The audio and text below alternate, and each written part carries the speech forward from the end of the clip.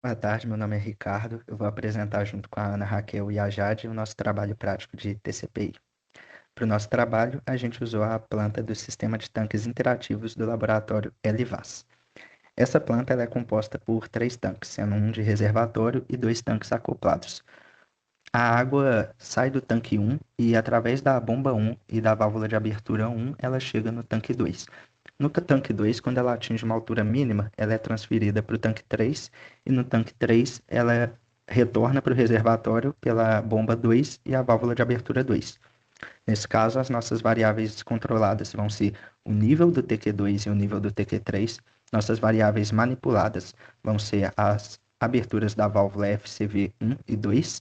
E as nossas variáveis de perturbação serão as variações de pressão nas bombas, esterese das válvulas pneumáticas e o ruído na medição de sensores.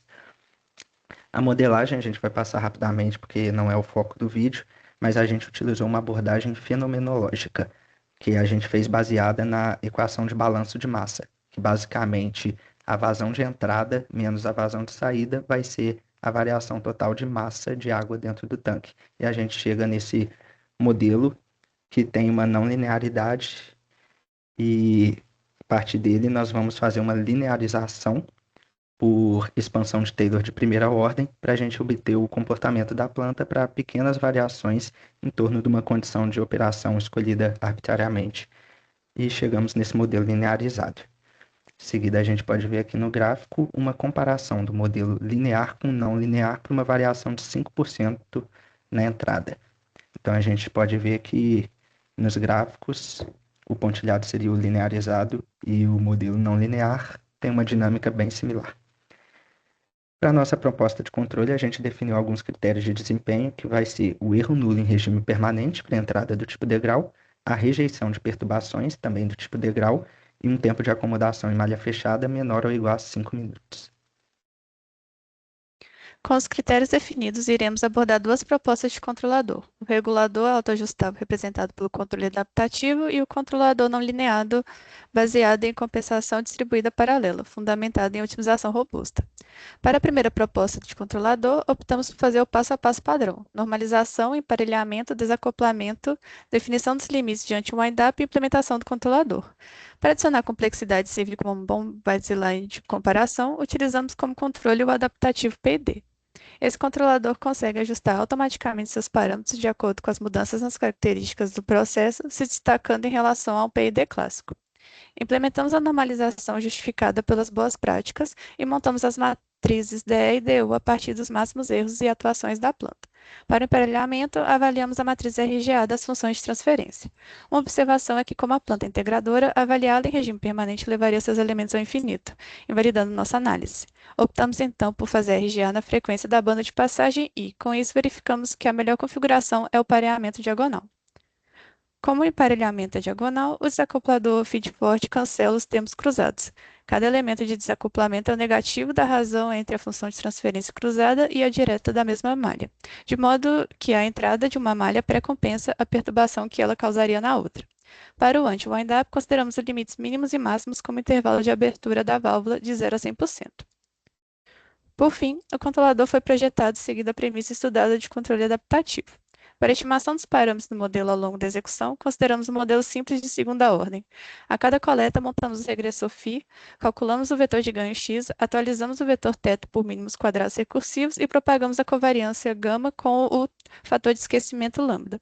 Igualando a ação de controle com o comportamento desejado em malha fechada, obtemos valores de coeficientes Q0, Q1 e Q2, dependentes de P1 e P2. Estes parâmetros são obtidos através do tal dominante desejado em malha fechada, que no nosso caso será o valor que garanta uma acomodação abaixo dos 5 minutos.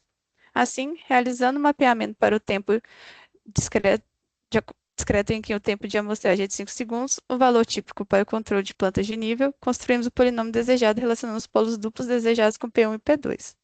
Por fim, a partir de Q0, Q1 e Q2, é possível obter os ganhos KC, KI e KD.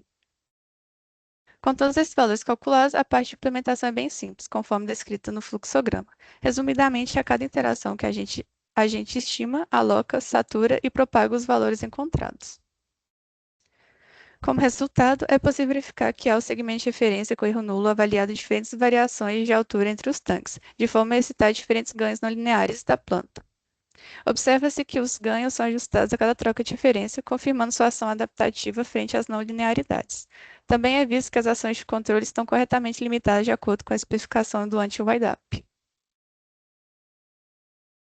Além disso, é possível avaliar que para o degrau de segmento de referência de distúrbio, os tempos de acomodação e recuperação ficam abaixo do nosso critério de 300 segundos, confirmando que a constante desejada foi atingida. Assim, foi possível validar o correto funcionamento do nosso controlador na simulação não linear da nossa planta.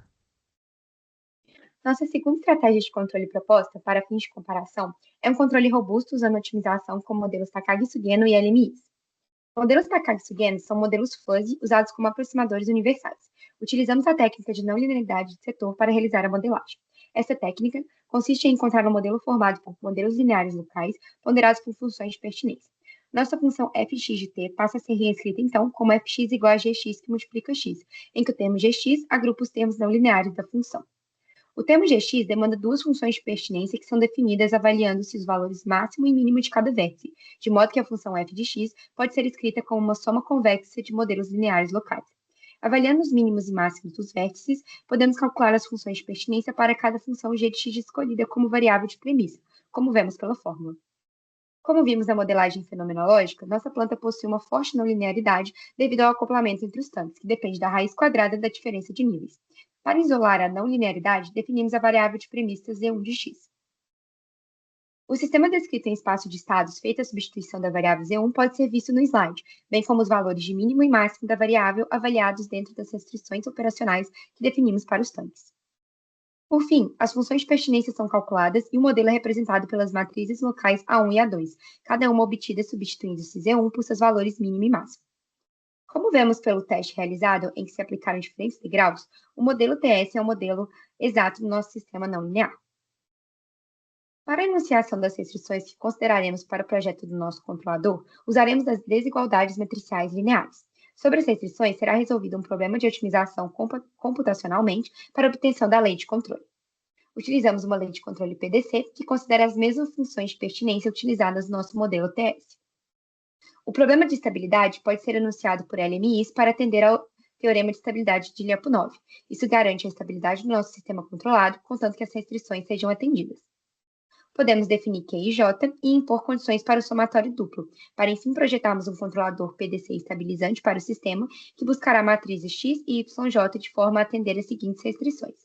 Podemos recuperar as matrizes originais, sendo P a matriz de Lyapunov, que será analisada para garantir estabilidade, e K a matriz de ganhos. Decidiu-se impor uma restrição sobre o sinal de entrada, restringindo a norma do sinal de controle por limitador de ganho gama. Imposta essa restrição como LMI, incluindo uma taxa de decaimento exponencial, que basicamente define a velocidade com a qual o sistema deve convergir para o set point, enunciamos as novas restrições para nosso controle PDC.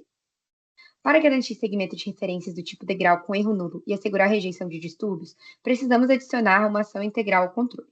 Fazemos isso adicionando uma nova variável de estado que representa a integral do erro de rastreamento. A matriz de ganho obtida pode ser particionada na matriz referente ao ganho proporcional sobre o erro e na matriz referente ao ganho sobre a ação integral. Dessa forma, temos a nova lei de controle calculada. Resolvendo o problema de otimização com as matrizes aumentadas, considerando o fator de decaimento alfa igual a 0,1, obtemos as seguintes matrizes de ganho e um gama ótimo de aproximadamente 0,04. Como podemos ver na simulação, no instante t igual a 600 segundos, em que ocorre um degrau de subida, a válvula 1 reage agressivamente, chegando próximo a 100% de abertura para injetar a vazão máxima possível, enquanto a válvula 2 fecha completamente para permitir o acúmulo de nível de líquido, enquanto o tanque 3 aguarda o fluxo proveniente do tanque 2. No instante t igual a 1.200 segundos, ocorre o degrau de descida e, neste momento, a válvula 1 é fechada completamente, ao passo que a válvula 2 abre completamente para impedir que o tanque 3 transborde e permitindo que o tanque 3 descarregue seu excesso rapidamente antes de absorver o fluxo do tanque 2. Vemos que as válvulas ficam abertas em certos patamares quando devem manter os níveis dos tanques constantes. Por fim, foram feitas análises comparativas entre os dois controladores projetados. O comportamento do segmento de referência já evidencia um desempenho global superior do PDC em relação ao controlador adaptativo. A comparação dos tempos de acomodação evidencia que o controlador PDC possui um tempo de acomodação 70% menor que o tempo de acomodação do controlador adaptativo. Isso porque o PDC opera próximo à capacidade física máxima das válvulas no regime transitório e, ao mesmo tempo, que garante a estabilidade da malha com a taxa de decaimento definida. Ambos os controladores rejeitam as perturbações impostas ao sistema. No entanto, é nítido que o PDC apresenta melhor desempenho. Com o controlador adaptativo, diante de um distúrbio na vazão, o sistema desvia do set point com um tempo de recuperação de 35 segundos. Além disso, não há variações perceptíveis no nível do tanque 3 durante a perturbação com o controlador PDC, destacando sua capacidade superior em controlar o balanço multivariável do sistema sob condições adversas. Por fim, os resultados mostram que ambas as estratégias atendem aos critérios de desempenho. O PDC destaca-se pela sua rapidez, explorando de forma mais sustentada a capacidade dos atuadores no transitório e apresentando menor tempo de acomodação, ao passo que o controlador adaptativo ajusta seus ganhos online sem depender de um modelo fixo, operando em toda a faixa não linear do sistema, enquanto o PDC está restrito à área de operação adotada no modelo Takagi-Sugeno. Obrigada!